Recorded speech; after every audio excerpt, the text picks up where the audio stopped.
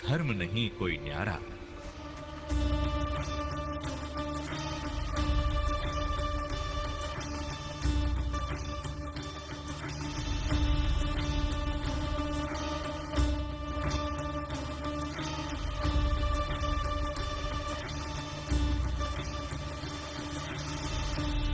पुण्यात्माओं, आप जी ने अपनी आंखों पढ़ा मुसलमानों का ही लिखा हुआ हजरत मोहम्मद जी की जीवनी का इतिहास।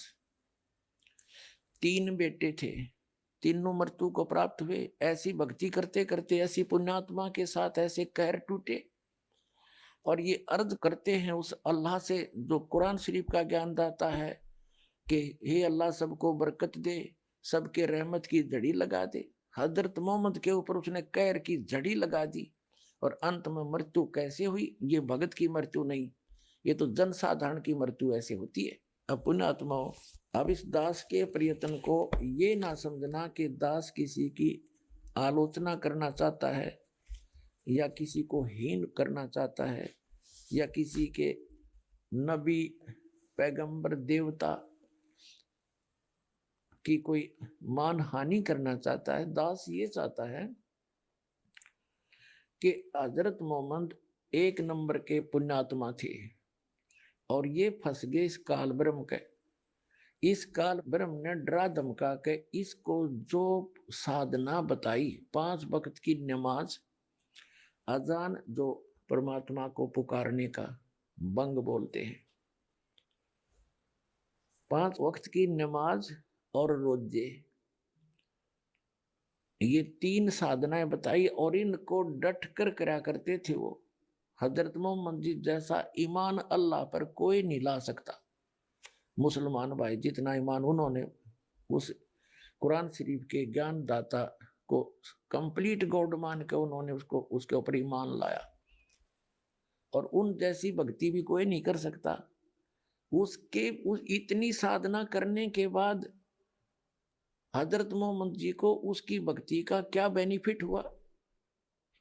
एक तरफ तो कुरान शरीफ में कहा है कि वो अल्लाह ताला अल्लाह अकबर बड़ा मेहरबान है, बड़ा दयालु है, रहमत करता है, पापों को नाश करता है। वो बिल्कुल सही बोला है, वो तो सही है, वो तो ऐसा ही है। लेकिन हजरत मोहम्मद जी को उनकी रहमत नहीं मिली, उनका लाभ नहीं मिला। उसका कारण क्या रहा कि उस अल्लाह अकबर की way of worship, method of worship, पूजा का मार्ग, पूजा की विधि नहीं है। सूरत फुरकानी 25 आयत नंबर 52 से 59 में स्पष्ट कर दिया कुरान शरीफ के ज्ञानदाता ने कि वो अल्लाह अकबर तो वो है जिसने 6 दिन में सृष्टि रची, 7वें दिन तख्त पर जा बैठे, वो है क्रिएटर।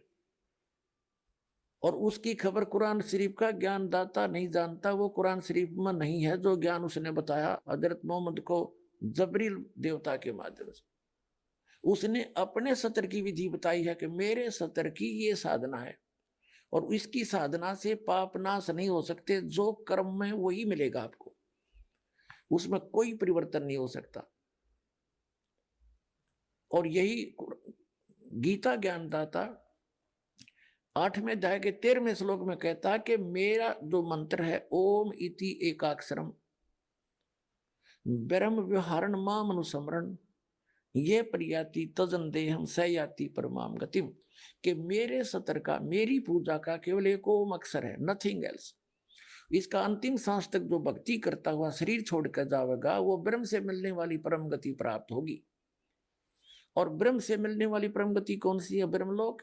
8वें अध्याय के 16वें श्लोक में कहा कि ब्रह्मलोक में गए हुए प्राणी भी पुनरावृत्ति में है, उनका भी जन्म मृत्यु होता है।